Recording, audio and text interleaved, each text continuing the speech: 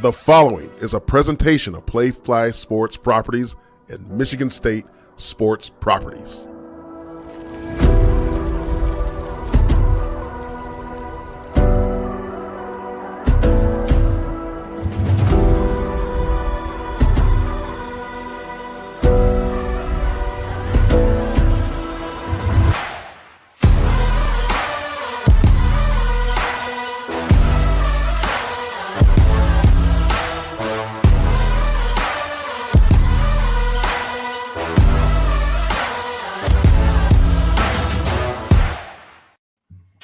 Well, hello and good evening, everyone. It is Thursday, August 24, 2023. Welcome to the only show about Spartan Dawgs, hosted by Spartan Dawgs. This is Sparta MSU. I'm your host, Jason Strayhorn, played in the Pearlist Saban eras, team captain and a center, and my two dogs here, Otis, the boss Wiley, ball hawking, hard hitting safety, and Jehuu Choo Caulcrick, touchdown machine, played during the John L. Smith and Dantonio era. Look, guys, if this is your first time to the show, we welcome you. If this is not, we thank you. Look, be sure to go to the live chat because that's where the party is at. We got a lot of special announcements today, jam-packed. We got a special guest that the first time having a coach on the show from the football office. And guys, let us know where you're watching from, and be sure to check out that Built On Will up there, that hashtag, because we're talking about the 100th anniversary for Spartan Stadium. Guys, it's a mouthful, but we got a special announcement. We got to bring on Mama Stray right now. Mama Stray. What's Let up, everybody guys? know something. We got to see What's something up? Y'all look so good. Hey. He already let the cat out the bag. Lad. Finally. Right. Leave it Look at to you it. to steal my thunder every single time. That's okay. I was set up. Marion Barry. All right, go ahead. That's okay. This show is about y'all, and whenever you want to go live with stuff, I just try and make it happen. So here's our announcement, everybody. If you are in the chat right now, if you click the little closeout, you should be able to see our store at the bottom of your YouTube channel. And also, you should be able to go to www.thisisspartamsu.com and get your merch, because that's what you guys asked for. So there's Papa Stray in his white hoodie. Woo. There's O. He's got on our black logo hoodie. Yeah, buddy. Yeah, buddy. And there's Jehuu and our Sparta MSU everywhere. Looking so legal. Of course, he's got to go 45-degree angle. Oh, Who's yeah. America's Next Top Model? Y'all know it. Oh, my goodness. So this is exciting. So here's the thing. I think the thing that I love about our show the most is that we built it around our community, and everybody in the chat and our viewers. We built this show for you. A lot of sports shows have their own agenda. The hosts come on, they have their own agenda. They want to talk about themselves. They want to tell you how to think. And I give you guys great props because you guys don't make it about you, and you could. You all have had tremendous careers. You all have great opinions, but I think the best part is you make it about the community. So if you guys in the chat ask us to bring on a guest or ask a question or talk about a topic, I think our guys do a great job of doing that. I just want to give you guys props for doing so.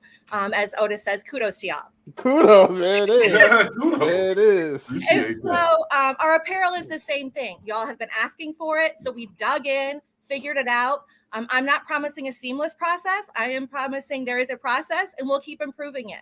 The other thing is that I love about this is anytime we have a guest on and they say something fun, like what's the best thing we can remember right now is production in the 4-hole, right? Right. Gotta get production out that 4-hole. Right. So they say something great, and I'll always see in the chat, we need a shirt. Guess what? We can do that now. Absolutely. So, yeah. Absolutely. So if we're going to have like sassy tees or something, I'll come up with some branding. But when we have a guest on, if there's something that happens and we want to commemorate it with merch, you just got to tell us. And then we can go through the process and have it go live and you can buy it. So right now, we started with logo wear. You can see it. The guys have their logo wear on. There's also some like details, right, in the sleeves. Some of the, like Jehu's got one of the sleeves. Stray's got up front. There are a couple trademark things that we had to adjust for, but we've done that, and now everything is by code, and I've made sure it's detailed. And so it's got some fun things. So like I said, you'll see it on the sleeve. Some of the things have things like on the inside of there, like tags. So we started with logo wear. We're going to roll out some other fun tees like I talked about, and then we're going to walk out some pet things. We're going to walk out some tailgate gear. So I'm super, super excited. And this is the other thing. We don't have a huge marketing department, y'all. In fact, you guys watching, you're our marketing department. Like, we rely on y'all to tell everybody. And once you invite a friend here, it's like taking them to a great church. They don't ever leave, right? So, take them to church. Right? Yeah. So please continue inviting your friends, wearing your gear out, taking your gear out to tailgates. Take pictures of it when you get it. Tag us in posts. Just be proud. We're proud that you're a part of our community. We want to keep you a part of the community and show it all off. And you help us keep it. This will help us keep bringing it to you, because this isn't all free, but this will help. Also, just so you know, the most important part, just like our show, a portion of our proceeds will go to support MSU athletics. That's why we're here. We're here to support the players. Our guys played. We know how important it is. We had Kurt on last night. He's got a huge mission, right? And he says he's not going to talk to people about their treasure, but somebody's got to talk to people about their treasure, right? Because we got to bring money into the program. And you guys are going to talk about that kind of stuff. And Tuck just came out the other day in an article and talked about that. So it is what it is today. And we're just kind of rolling with the punches. NIL, transfer portal. But I'm excited about the program. I'm excited about this year. I'm excited about the merch. And that's all my time, because I know your next guest is way more important than me. Alicia, real quick, are you sitting in one of those recruiting chairs that they be? It is one of them thrones out on 50-yard line. Actually, Choo, when you were here and it looked like you were in prison, I'm like, I cannot be out in the backyard looking like I'm in prison. Yeah. So I brought And it started getting dark at night too. He had no lighting. It just started getting darker and darker. We do what we can. I love it. Appreciate it, Mama Stray. That's awesome. Thank you. Thank you. We couldn't have said it better. We couldn't have said it. her. We couldn't have said it any better. Like, we could have came out here, tried to push this merch, and we would have just been going, "Oh, this is great. This is fire. But she articulated it and, made it. Yeah, That's now, true. hell, I even want to go buy some stuff now, too. I think that's how we got to do it, Choo. If we want it, we got to buy it. No discounts for us. Look, that was awesome. A great rollout, guys. This is exciting for us all the way around. And, we're going to change things up. Normally, we go through a block and then we bring on a guest. We got this guy. He's too important to wait. He's got a lot going on. He's just broken camp. We're bringing on Harlon Barnett, MSU secondary coach and Spartan Dawgs. What's up? What's up? What's up? Yes, sir. How y'all doing? Doing good, man. Good, Doing man. good. Coach, man. Yeah. Look at Otis. Look at Otis cheesing. He's cheesing. Before Otis take all the questions, let me go here. Let me go here. Before rare Otis form is the already. one that always takes all the questions. I know how to be a team player. So go ahead. This is in the facility there. You usually, on the side of whatever side of the ball you're on. So if you're an offensive guy, you usually hang out with the offensive coaches most of the time. But you're with the running backs coach, the OC, or whatever the case may be. But with Coach Barnett, he's the type of coach that everybody gravitates to. Offense, defense, special teams, and stuff like that, because he's a Spartan dog and he's just a dude, like you want to, like, everything he says, you like hang on the words. So he's a coach that I was fortunate to have the opportunity to, sneak in a little bit there when Otis wouldn't be kicking me out of the room and everything. I appreciate that, Jehuu, man. Love the way you pounded the football. You helped us out. Every time you in the fourth quarter, man. Beautiful thing. I know when he used to truck people, I was like, see, I'm glad he's doing that to somebody else. That's right. Yeah. Like the bang stick and Choo. Ooh, man, like, wouldn't that have been something to see? Y'all going head to head, boy. That just hurt when you said that. Just hurt me.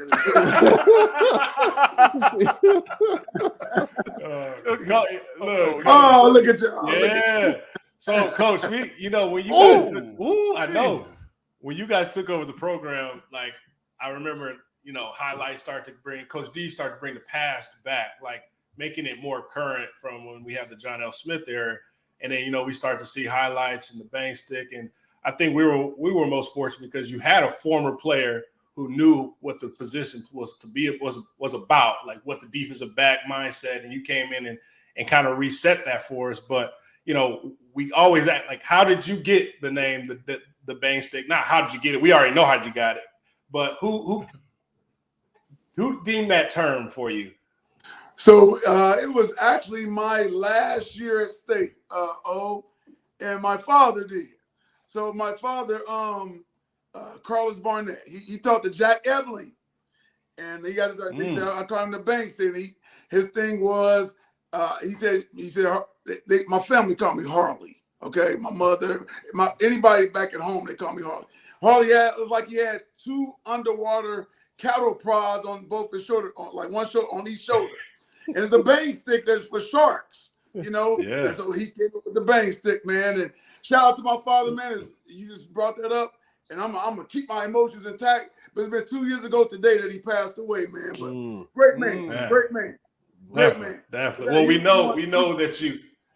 Yeah, we know that you were cut from that cloth, right? So, like, absolutely. You also been pouring into us and young men, and that's what you said. Everybody gravitates toward you is like, man, because he cut from the cloth, man. It's almost like touching Coach Barnett's garments. You're like, you healed. Like, anybody that knows me know I'm a Spartan. I bleed green. I believe I do bleed green. You cut me open. I'm a Spartan through and through, and you can't tell me otherwise. And I left for a couple of years, but I'm back. I can't leave this place. I can't leave. I can't leave. But I am a Spartan through and through. Met my wife at Michigan State. Both our kids graduated from Michigan State, so we are Spartan down. Our kids knew the fight song since like 2 or 3 years old. They knew the fight song. Spartan all day long. Is your wife from Western New York? She is from Syracuse. Yes, she is. Yeah. Another family member for Choo. Go ahead, huh? Yeah. We met in 1985 in Case Hall. We met in 1985 in Case Hall. Case Hall? Case Hall. North Case. Oh, man. Right what there. Floor? What floor? What floor, Coach D? Fourth? Look, everybody like fifth. Oh, brother man from the 5th floor. Right. Absolutely. We have a lot in common, the guys on this call right now. Obviously, we're all black men. We all played at Michigan State and all that. We're Spartan Dawgs through and through. But the other connection we have is we're all sideline reporters for Michigan State Radio. All of us. That is true. So, you were playing when I was a sideline reporter. That's crazy. See, look. Crazy. I remember. Man, I did it for 2 years, 98, 99. Had some dudes. Y'all had some dudes, man. Some dudes. It was fun doing that, That's what I thought where I was going to end up being, like on ESPN. That's what I thought. But God had another plan. And he made me listen. Like, this is what I told you to do. So now I'm coaching. That was never my deal to coach on the college or professional level, for that matter. But God got away. He got away, and I'm glad I did, because otherwise I wouldn't know Otis. You know what I mean? I wouldn't know some of you guys the way I know you, and it's been a blessing. Coach, so talk about that transition. So you're doing sideline reporting during the Saban era, right? 98, 99. And then you were able to get a GA job. How did that work? Talk about that. Well, so I'll give you my fast story. I go fast as I possibly can, right? It's okay. So in 94, I go to the New England Patriots. I met the New England Patriots. I went there in 93. And one day, on an off day, Bill Parcells, the head coach, says to me, "You ever think about coaching?" I'm like, "No, man." I said, "Y'all crazy. All the time y'all spend, y'all don't even, kids don't know y'all name." I said, "That's never going to be me. That's never going to be." Here we go. Fast forward. 95, the next year, I go to Minnesota as a free agent. And Tony Dungy, he was the defensive coordinator at the time. "You ever think about coaching?" "Man, y'all crazy." Gave him the same thing. No. So then I stopped playing. My last season was 96, 97. I'm like first year out of football. And so that winter, 97, 98, I am a high school ninth grade basketball coach at Western Hills High School in Cincinnati, Ohio. the varsity head coach was one of the assistants when I played in high school basketball.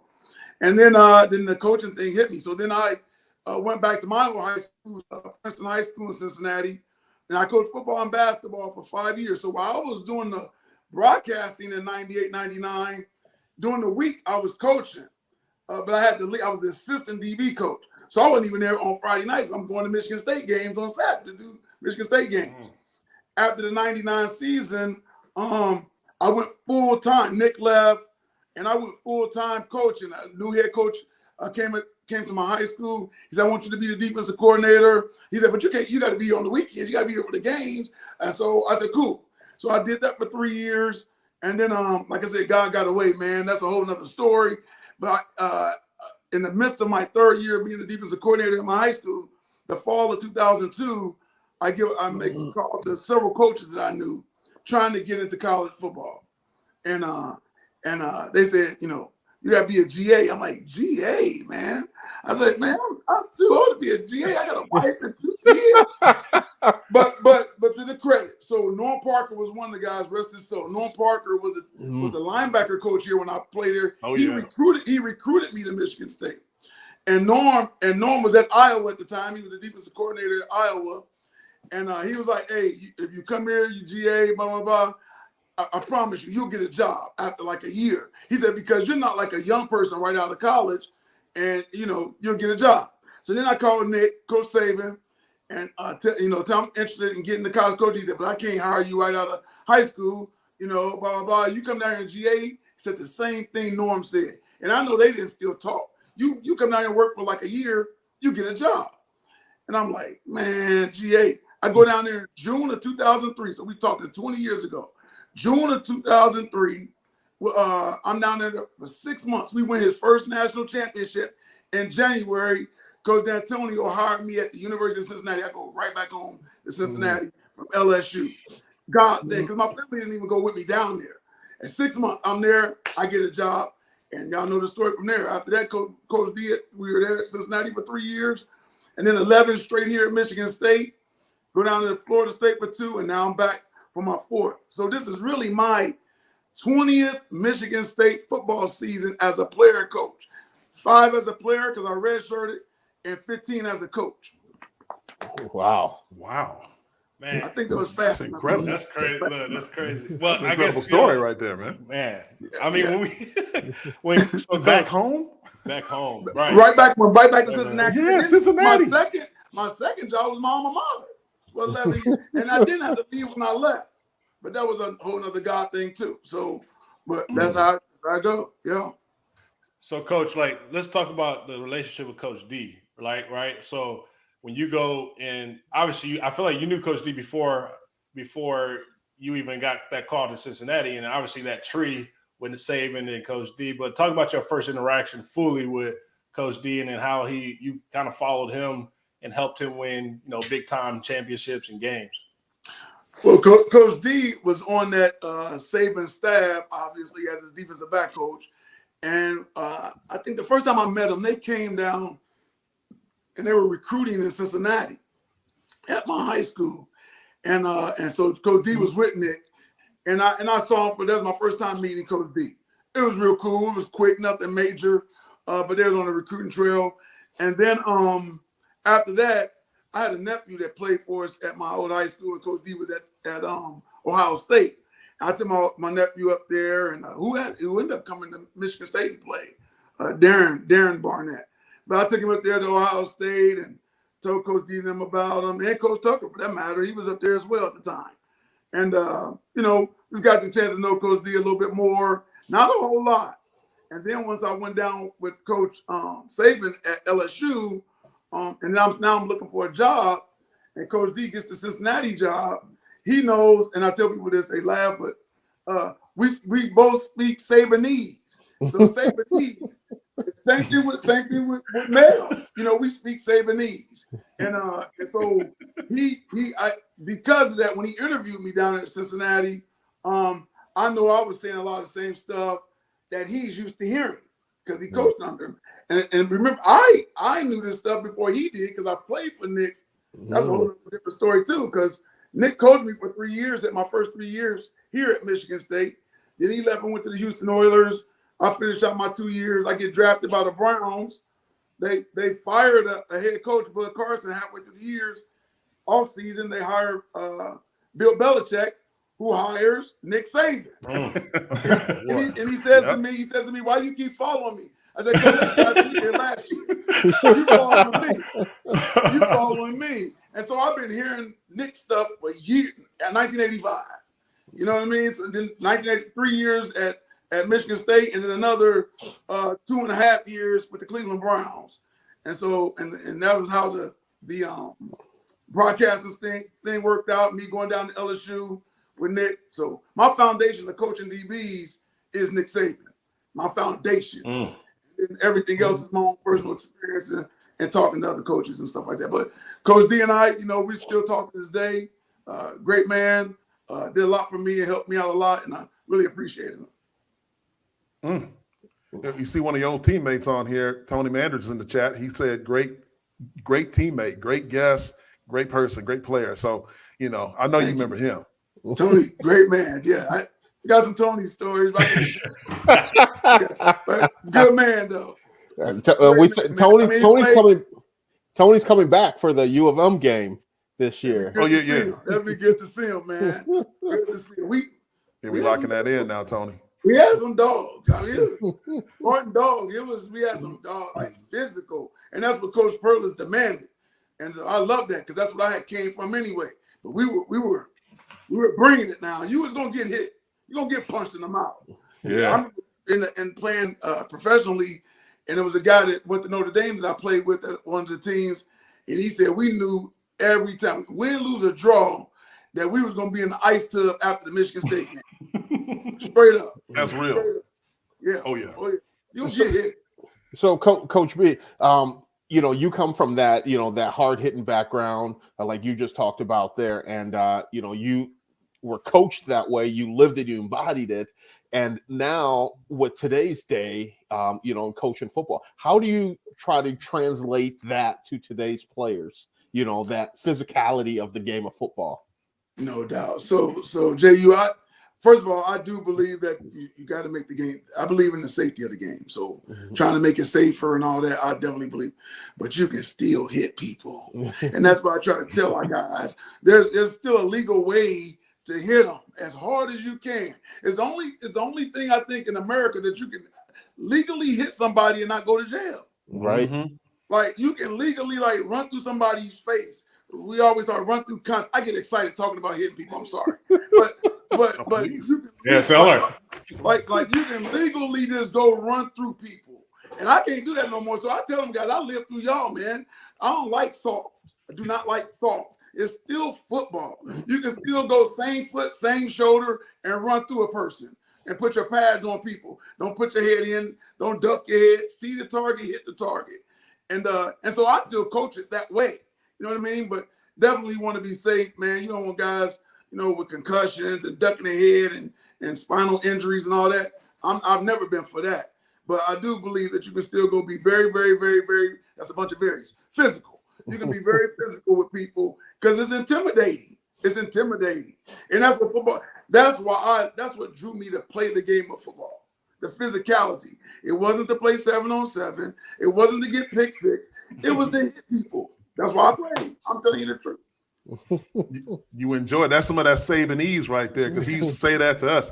Like, you know, it's the only place in America where there's no weight classes, right? So a 300-pounder can run through a 150, a 170, 180, whatever it is. You know, that's why I always wanted O-linemen running down, you know, on those big plays and picking off people off the piles. But, you know, talking about this year and, you know, the experience that you have coming back, and guys just broke camp, right? You guys had 2 scrimmages under your belt. Talk about what you've seen out of the guys so far. I've seen a team that is steady growing, and not only growing on the field, but growing off the field together. They're growing together. And so now there are some things that there's only so much you can do until you start playing games. And that's going to even draw them even closer together. There's nothing, I mean, you can try all the things that you want to in the world, but until they start playing together and that bond even comes even closer, that's when you're really going to see things start to click for this team, and I believe they will. And so, you know, our standards are tough, disciplined, selfless, and so we demand toughness. We demand discipline, and everybody to be selfless. You know, looking out for your teammates. We're still going to be very physical in all the things that we do, and everybody should know what to do and execute and all that.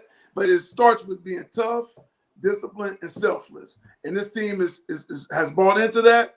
And again, the final piece is the final glue will be us starting to play out these 12 games and watch us come together.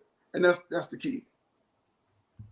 Yeah, Coach, you talked about like to Spartan Nations, like support. And like stick with it, stay loyal. You know, when adversity hits in the season, don't throw in the towel and say, oh, this and that, right? But like, you know, I know those guys from last season, you know, you don't want to go not to go to a bowl game, right? Like that's the ultimate, you know, one of the first goals. But I know we had a better team, and they also came on the show. That every player we brought onto the show has said, like, we know we let Spartan Nation down, but we let ourselves down.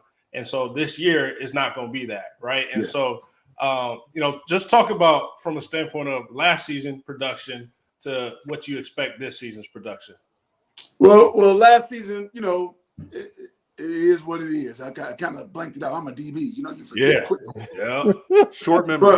But yeah, absolutely. But it was still a learning experience. We had a lot of younger guys play, which is going to help us for this coming season. You know what I mean? Guys like Dylan Tatum, Jaden Mangum, Malik Spencer played last year, significant minutes. And so that's going to pay off for us this year. And that's what I'm excited about. And Michigan State is a chip on the shoulder. Like that's who we are. And since I've been a Spartan 1985, we are a chip on the shoulder program. That's who we are. That's who we always going to be. And it's good. Ain't nothing wrong with it. And so that's what we are talking about with our guys, bouncing back, you know, never staying down. You get knocked down, you get up. You get right back up, all right? And you continue to fight. And so all Spartans, true Spartans, know what I'm talking about. So I'm really, really excited about what these guys are about to do this year. And the coaching staff is fired up as well, ready to coach these guys to the best of our abilities. And we have a fantastic coaching staff, in my opinion, and we're going to get the job done. Yeah, Coach, I know you're a defensive guy. You want to be back there with the DBs and looking pretty and, you know, all that stuff. Here he go. Look, here he go. I looking pretty. I know you get a sneak peek. I know you be there and you be telling your boys, oh, this boy's coming at you. Tell me about my guy, Nate Carter. Who? Which guy, Nate? Yes, Nate Carter, the Western New York his product. son, his adopted son. Nate's a good. See, we can't let everything out. Let people get surprised. Like, you don't know anything about Kenneth Walker, so let's just keep it cool. How about this? He's a good player. I'll take it. He's a pretty good player. Awesome. Yeah. Coach, I'm glad he's on our team. We take that. Okay. We definitely take that. Like so with camp, you know, you had the two scrimmages, like you said, going. Who do you like? I don't want to single out any players, but you talk about the togetherness. I mean, there seemed to be a big emphasis this year on the team doing activities outside of the game because of the locker room construction. They didn't have a lot of you know, interaction as they did in years past, and now that's fixed as far as the locker room. We got a new locker room. Yeah. How's the bonding been? You guys took a more, you know, active role in making sure guys are getting together. Is that still a thing that's paramount in your mind? Yes, that's something that we've definitely focused on for this off season. No, this is not an excuse; it's just a fact. You know, in the construction of our new building, you know, last year you get out of practice. You had a couple guys getting shuttled over to the stadium to get in the shower and go to the locker room. You got other guys hopping in the cold tub. You got other guys staying out for practice, getting extra work. And so there never was that connection that you normally have just in the locker room. You guys know that. You know, after practice, everybody in the locker room, you know, talking about the coaches or whatever, like or practice. I'm sure Otis never talked about me, but that's okay. No, I never did. Never bad. I never did. Me and Coach D had some bouts, but you know, I never did. You know. But so now that was why it was so important. Even though we're still constructing a new facility, the locker room got done first. So now those guys can get, because that's where a lot of the bonding comes in the locker room, as you guys know. And so after practice, guys aren't scattered around and as much. And so that's definitely gonna, and is already helping our team grow closer together. We love it, Coach. We don't want to let any secrets out of the bag right now. I know you got some important stuff to get to. We really appreciate you spending this time with us and dropping by. This is Sparta MSU, man. It's always good to see a fellow Spartan dog. Oh, Ross said Hey, I'm man, lying. appreciate you guys. Look, Otis is lying, Coach Hey, B. Ross said I'm lying, Coach B. He said, just kidding. Just kidding. Hey, appreciate you, Coach. Thanks for spending time with us, man. Appreciate y'all, man. This is Sparta. Yes, sir. Let's go. Oh, man.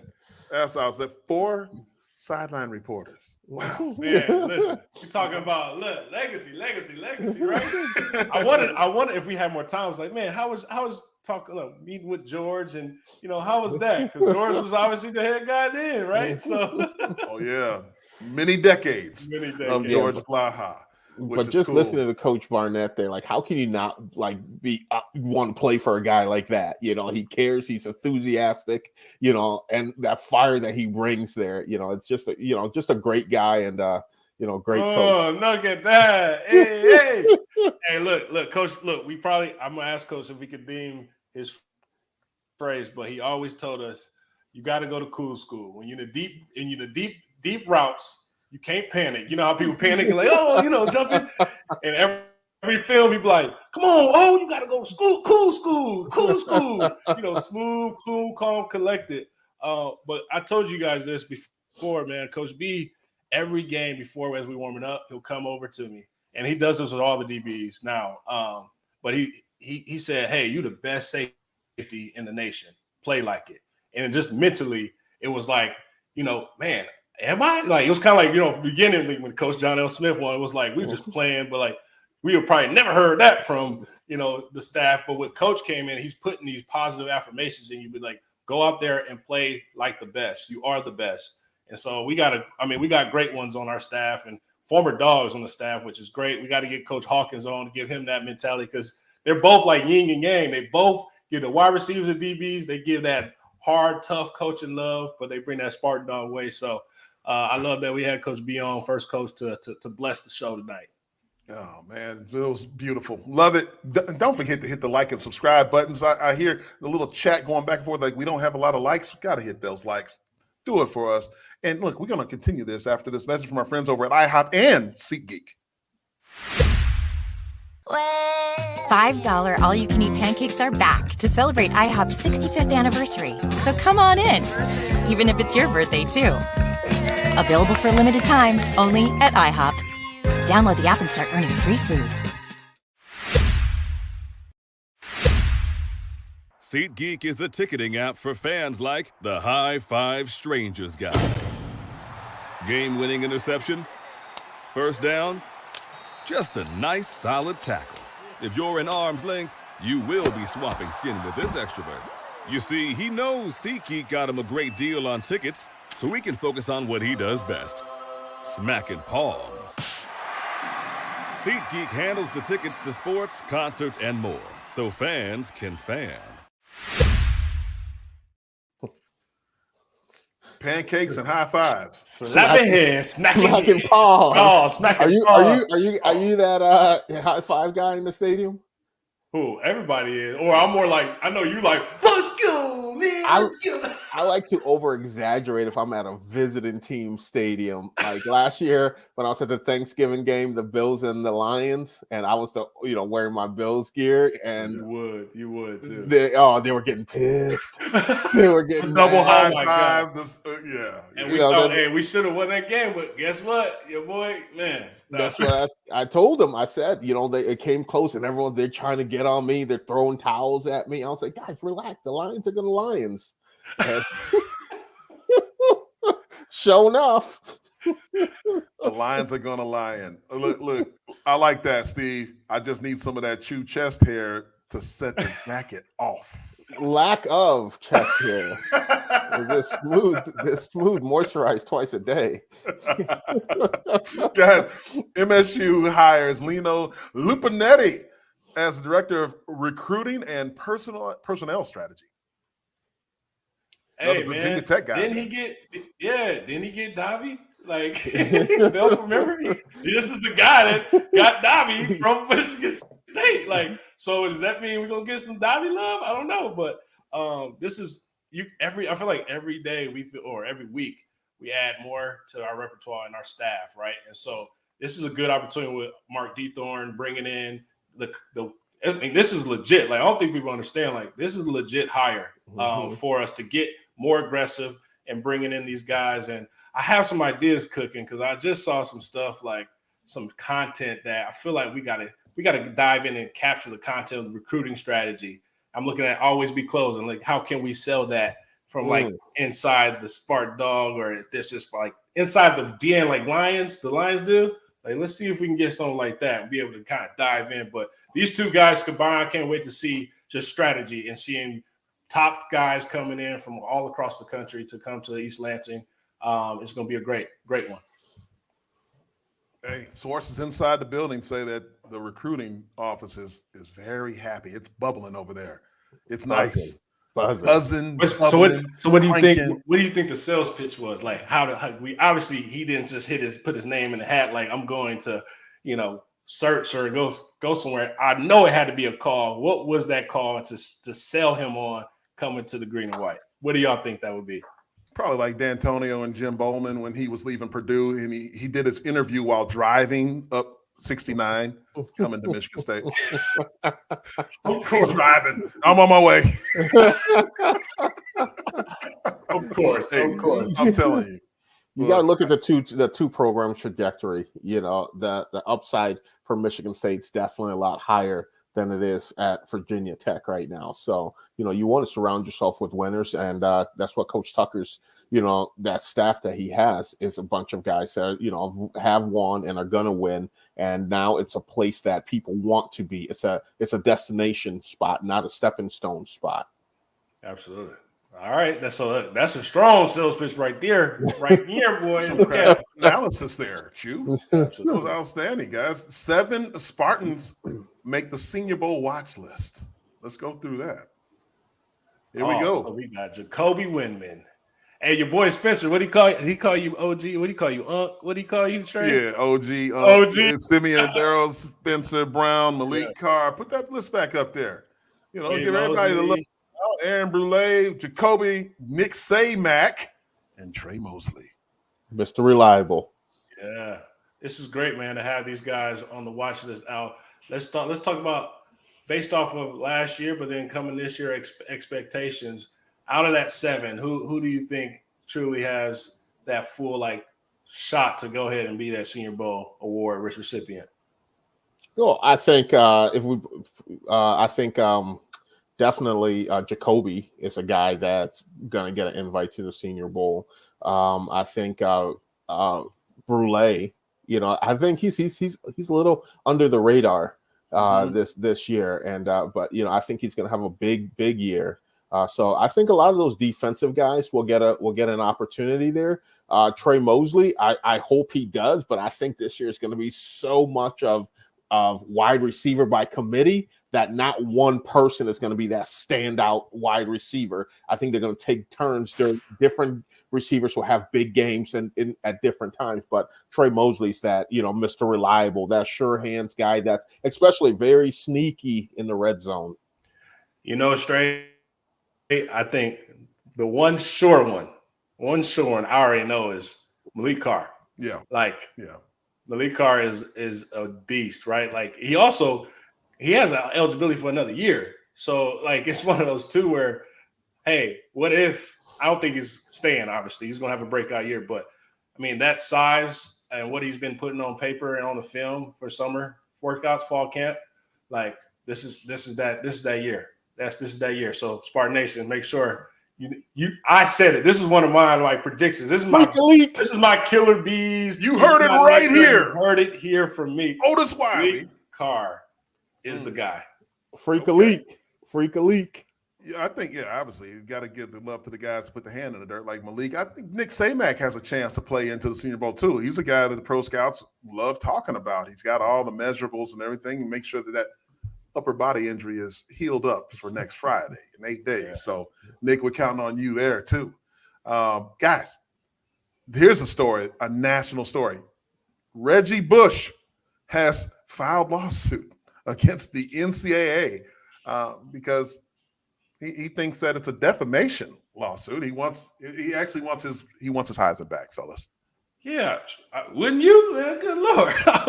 Then the worst part is that you start to do commercials with NCAA partner, the Wendy's, right? Like, and you're making jokes about the stuff too, like about what happened. And like now it's like, yeah, that's a defamation of character where, like, if I win the Heisman, I want my Heisman. Like, the school has one for him, right? But he don't have one personally. So like, I feel like, and I know Choo, go ahead. I'm gonna give it to Choo because I'm not a running back, but Reggie Bush was that guy coming out, like watching him do all the crazy moves and playing against tech. Like Reggie Bush was that guy. But like, just give that man his accolades. Like, what you holding on for? So my question to you guys is, what's the Heisman Trophy given out for? The best player, the best player, in college football. Yes, not the best person that gets an off-campus apartment paid for. They get for the best player on the field. All right, and so there shouldn't be a reason that he lost it. And you look at this Johnny Manziel documentary. I think this is all stemming from that Johnny Manziel documentary coming out. And Reggie Bush sits back and watches this documentary, and Johnny Manziel is on TV admitting to all these violations that happened, all the lies that happened that they covered up and everything like that. And now he's like, wait a second. I got a couple $1,000 paid for an apartment for my family, and now I lose because I was the best player on the field and I won and earned that trophy. I get to be suffering from this. So Reggie Bush has a great case against the NCAA. And if I'm the NCAA, save yourself the embarrassment of going to court, of having all this stuff come out and everything like that. Save yourself that and just do what's right. Do what's right. Invite that man. Have a ceremony. Say, Reggie, we effed up. Here's your trophy back. You can come back every single year. Reggie deserves to be in New York, at the Heisman presentation there with the other guys that receive their trophies. Reggie Bush deserves his Heisman trophy. It's for the best player on the field. Nothing that he did enhanced his play on the field. It's not like he was doing drugs. It's not like he was taking performance enhancers or anything like that. He balled out and got a little some under the table. Bro. Which it's completely legal to do now. Yeah. Over the table at this point. Right? Yeah. Quid pro quo. Yes, absolutely. Now, look, the best highlight was against Fresno State when he dropped on the dime on that sideline. Yeah. Those two dudes. You had many running backs tearing their knees trying to do that move. I know. Oh man, it is tough. I mean, you brought up a great point there, Choo, about Johnny Manziel and his Netflix, show where he's basically admitting to all the lies that he got, and he got the cash for doing the autographs and the cover up. Going into that, I still thought his family was wealthy. I didn't know that was all bull. Right, his dad wasn't rich. Right, like, up until that moment, I thought it was real. All money. Money. And they bamboozled all the media too, because they didn't do their research. The media, they're like, yeah, this guy comes from money. That's how he gets these floor seats at the Mavericks game, and he's flying in private jets and hanging out with Drake and all this stuff. And it's like, no, this guy is in the back room taking 3 hours signing some autographs and getting broke off. Hey, Harriet got a great comment right there. The Heisman lost all credibility when they didn't invite K9 to the third, but invited Aiden Hutchinson. Yeah, this is true. This is true. Facts. So they got to backpedal a little bit, guys. They got to get a man his Heisman back. Fun fact about that Heisman: Hall of Famer 2023 Spartan Hall of Famer Javon Ringer finished, I believe, 8th or 9th in the Heisman voting. You don't have to be invited to the Heisman to get those votes. 8th or 9th? Yeah. Who was the highest? This is a trivia question. The highest Heisman voting finish for a Spartan football player in the history of the Heisman. Do we know who that is? Ooh, Anyone? I bet you Tony G knows. Tony G, Trevor. I was gonna say, You know, he's the encyclopedia. See what you guys. Look, come no, up what with. are we waiting? Look, We'll let that. You guys Speechless? quit trying to. Speechless? Don't be googling either. Lorenzo White. Nope, not Lorenzo. Close, but no. Oh, you know Stray? Do I know? Oh, okay. I would never ask a question that I know the answer to. Of course. I know. Charles Rogers. No. Damn, I don't know. Ooh. Oh, do you know? I'm thinking. Super right Bowl winning as a coach. Ooh. Tony Dungy? Not 1, not 2, not 3, 4 Super Bowls. Ooh. Now, come on, that limits the pool. Sucky now. Damn, look, I'm stumped. Like I'm sitting like I must be a terrible Spartan history story. Oh, 4 Super Bowls. Oh, who Sherman Williams. Lewis. Sherman Lewis. Oh, Excuse me. Sherman Lewis. That's Finished a good 3rd. One. That's a good one. Where's Coach Lewis at, man? He's right in like Andre Laconia Rise, area. and I got Perlis. Perlis. Corey said Perlis.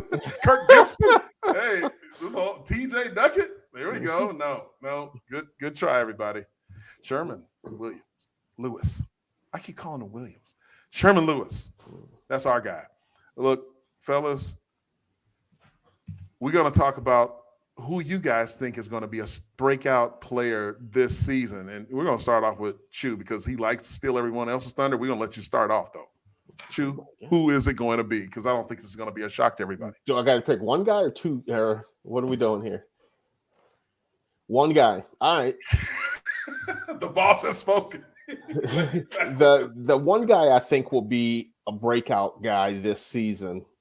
I know you guys all think I'm going to say Nate Carter, but I'm not going to say Nate Carter. So we give you 2 so you can say Nate Carter. But I think that the breakout guy this season is going to be Noah Kim.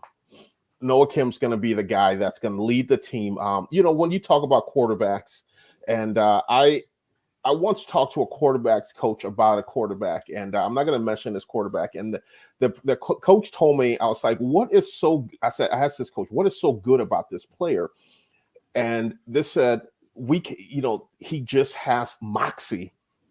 And I was like, well, what's moxie? And he's like, moxie is it.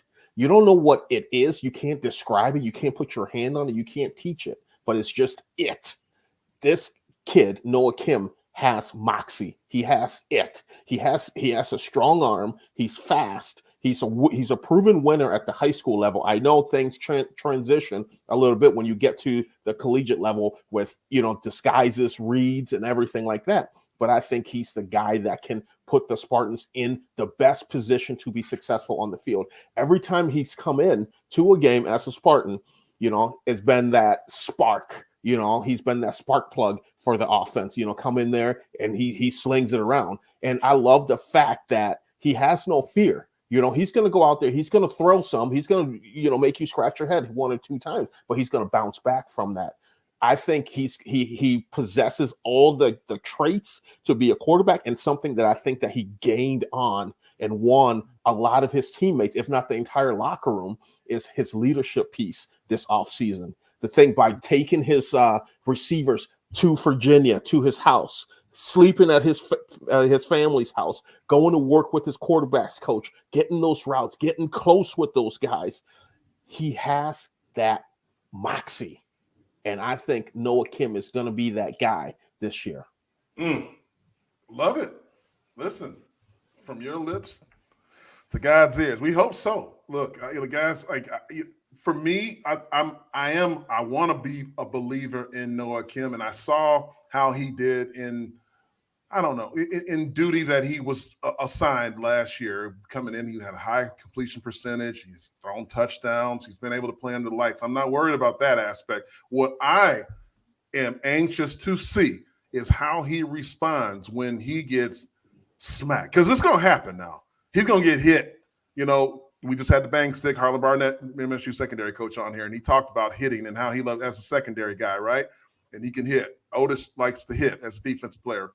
But when you talk about 300-plus pound defensive linemen that can run sub 5 second, 4.8 40s, that can bench over 500 pounds, like a guy like Simeon Barrow, right? That's a guy who I'm talking about. That's who I believe is going to be Michigan State's highest drafted player next year. That's what I think is going to be a breakout player. But when a guy like that barrels down on you, because he's never been able to hit him in practice, right? He's got a red jersey, and we want to keep our guys healthy.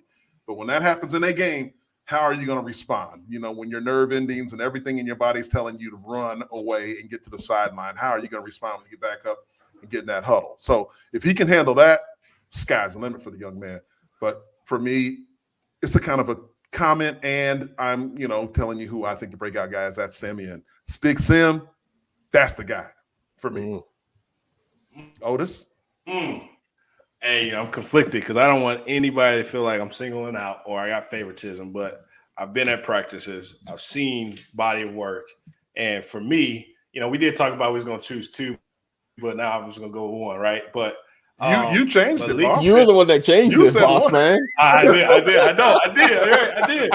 So one, I got to give love to Montorie Foster Jr. Like, I think he is our one guy that is going to take us to the promised land. But I will give some love to that later when we get him on the show. But Malik Spencer, going to practice, and it's hard to not just look at everybody. I got to gravitate to the player, like team you played or the position you played. But this guy obviously had an injury coming in. Would have played a lot more as a true freshman, but had the shoulder injury. But when he got into that Maryland game, like, this man immediately made an impact. Like, we're talking flying around. I think we talked about moxie on the quarterback. He has an it factor, and it's all about effort and the toughness piece of it. Just go hard, fast, like, make a mistake fast. I'd rather you make the mistake fast than you being hesitant and you make a terrible mistake. But going to practice this summer, he has the leadership quality that Xavier Henderson, had. Having 1 year with Xavier Henderson, you can tell there's been some good mentorship there from a standpoint of what to do. But he's back there, man, and he looks the part. He looks the NFL body part. Like, you can tell, like, looking at him, he has the makeup of bringing the secondary back to life. And so being young too, like, we got 2 sophomores, but him being a sophomore, that's even better for excitement for Spartan Nation to understand. We got a young secondary, and Malik Spencer is my breakout Spartan. Hey man, look, we got Noah Kim, Simeon Barrow, and Malik Spencer. That's who we look.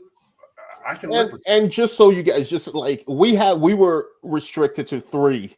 We each had to pick one because there's a lot of guys that we feel are going to be guys that's going to be dogs this year. That's going to step up. So, like, don't feel slighter in any way. If your name wasn't called here, because we only could pick one person. The 3 of us, but there's a lot of guys that we think are going to show out this year.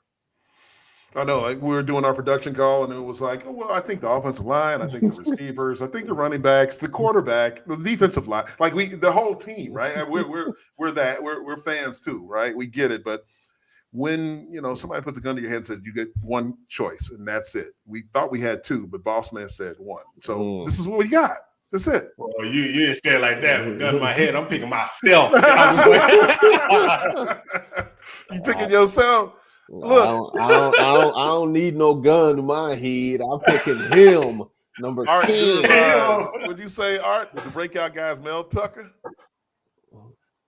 That's obviously that's definitely a need. So let's do it. Let's go, Coach. Like that. Let's get it. Let's go get it, Tuck. Like that.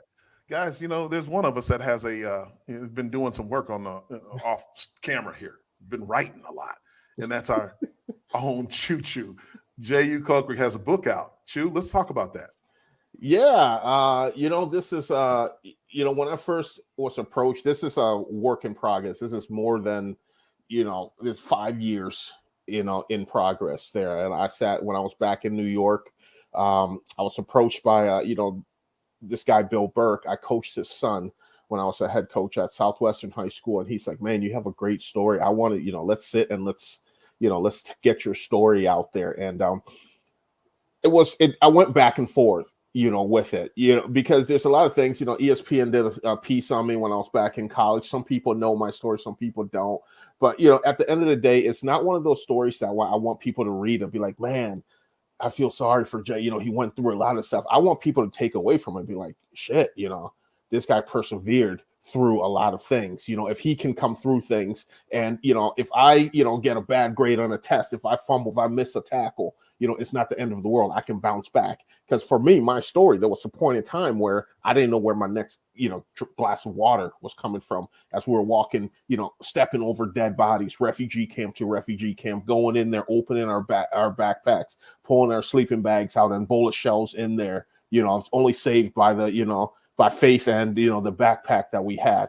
So this is a story that, it's really cool, the story, because it's from the perspective of it's from me, as well as, some friends that I had that were child soldiers as well, so they're the perspective of them, being, drugged and forced into being a child soldier and everything like that. So, it's something cool. I'm really proud of. I think, Bill Burke, put a really nice touch to it. He articulated my story really well.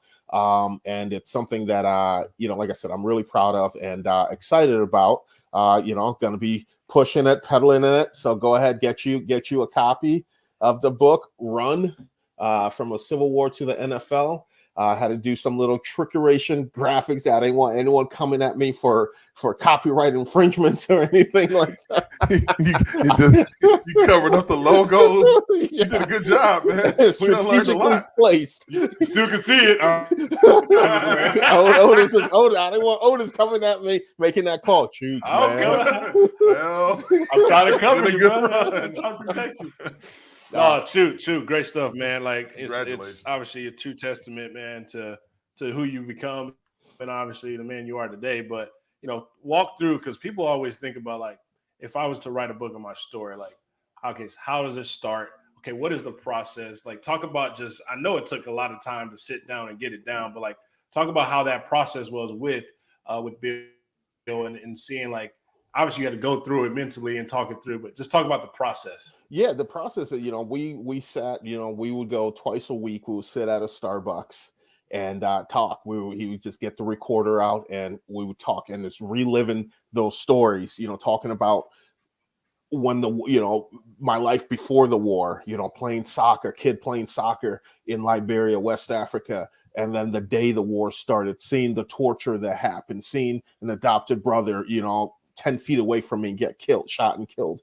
And, reliving those moments and talking about those things and figure out where to piece those things. And then the journey of coming, my mother coming back to America and finding us, getting us and bringing us, to America, going to a small school, graduate with 26 kids, in my high school, the only, my family, the only Black family in the school, going through those struggles and those things there, the piece of, if I wasn't a good athlete, would I have been accepted? All those things. And then getting the opportunity to get scholarship to go to Michigan State, the doubt that people had, you're a big fish in a small pond. Are you going to be successful at Michigan State? All those different things to chip on your shoulders and everything like that. So it's just sitting there and, chronologically, placing your life story, from memories, from articles, from talking to family members and all those things. So, and that's one of the biggest things. And that's why, people always, I've had issues with coaches and stuff like that. They're like, Jay, you don't take football seriously. You're always smiling. Coach Stoutland, you. I remember specifically we were in training camp and I had a bad practice. And, at the end of the day, in between two-a-days, because we did two-a-days back then, I was walking in and, I had a smile on my face walking through the halls, going to the locker room. He stops and he just starts yelling at me. He's like, you don't care about football. You don't blah, blah, blah, blah, all this stuff. And so we go into the cafeteria at Case during camp for lunch, and he's sitting there eating.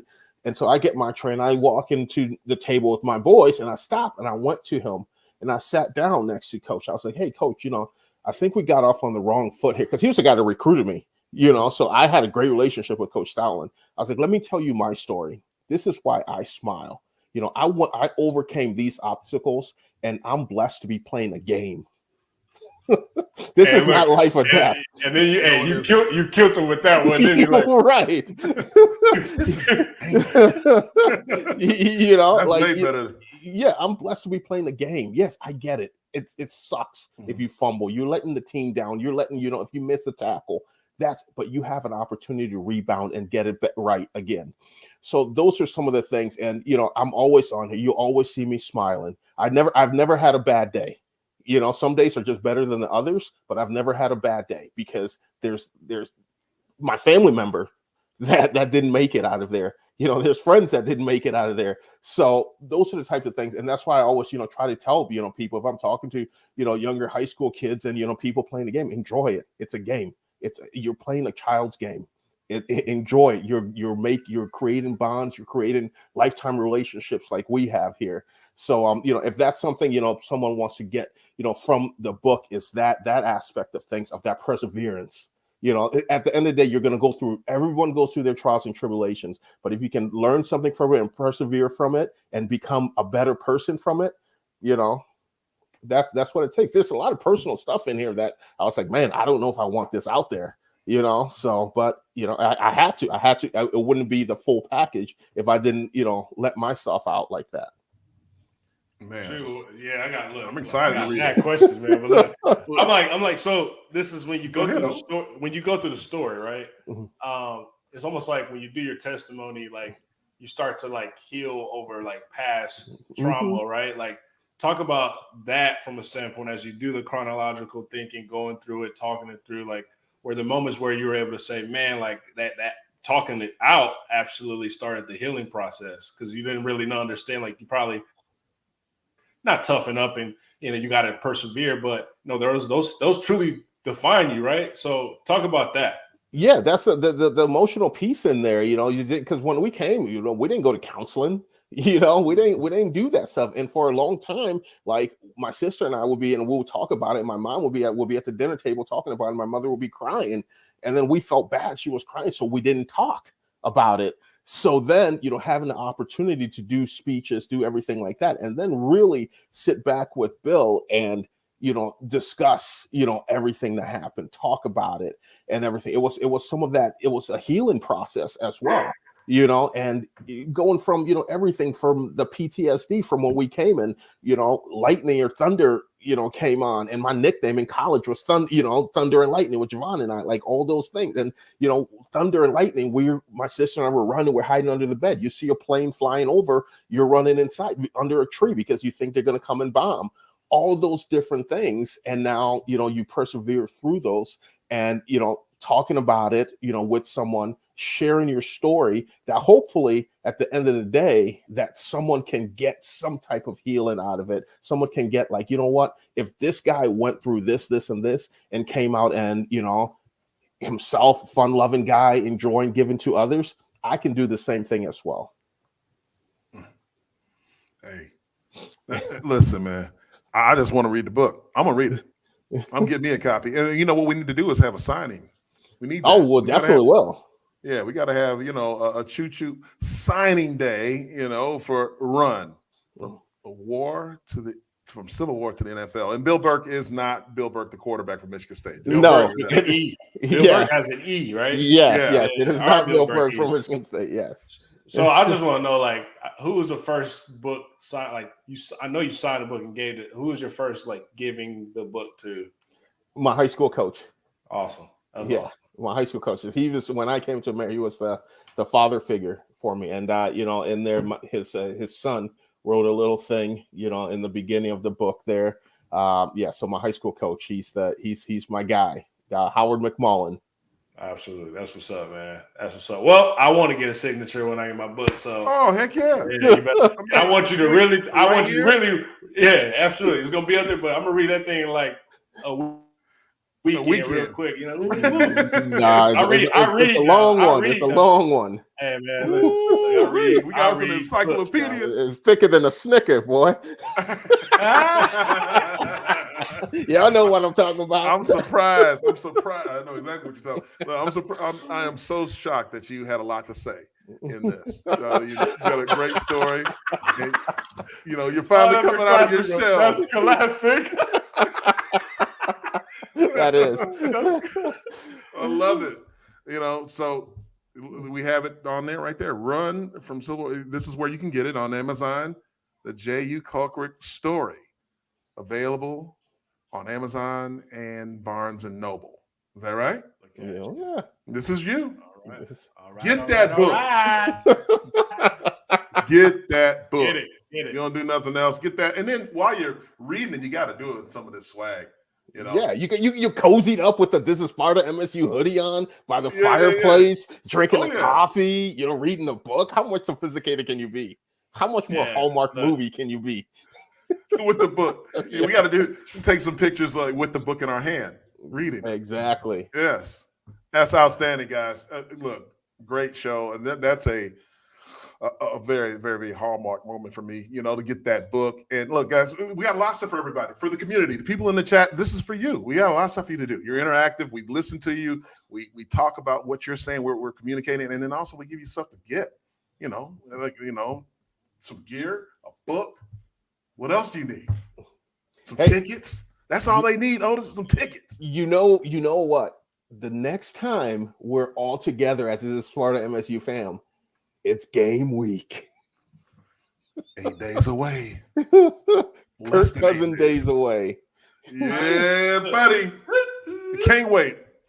Cannot wait, guys. Look, awesome. Guys, look, I'm going to wrap this right now because I think that we've sufficiently done our job here, and I cannot wait till next week because it'll be game week next week. We'll see you guys on Tuesday at 8 p.m. Next week. For Otis Wiley, Jehuu Caulcrick, I'm Jason Strayhorn. This is Sparta MSU. Have a good night. God bless you. And go green. Go white. This is Sparta MSU is a combined presentation of Playfly Sports Properties and Michigan State Sports Properties. The show is produced by Tony LaBarbera, Tony Gustella, and Process Driven Consulting. Additional support is provided by Brendan Duravage. On-location technical support provided by Good Fruit Video. Be sure to follow our host Jason Strayhorn, Jehuu Caulcrick, and Otis Wiley on social media. To stay up to date with all the latest This is Sparta news, please like and subscribe by visiting our link tree and tell a friend to do the same. Thank you for your support, and as always, go green.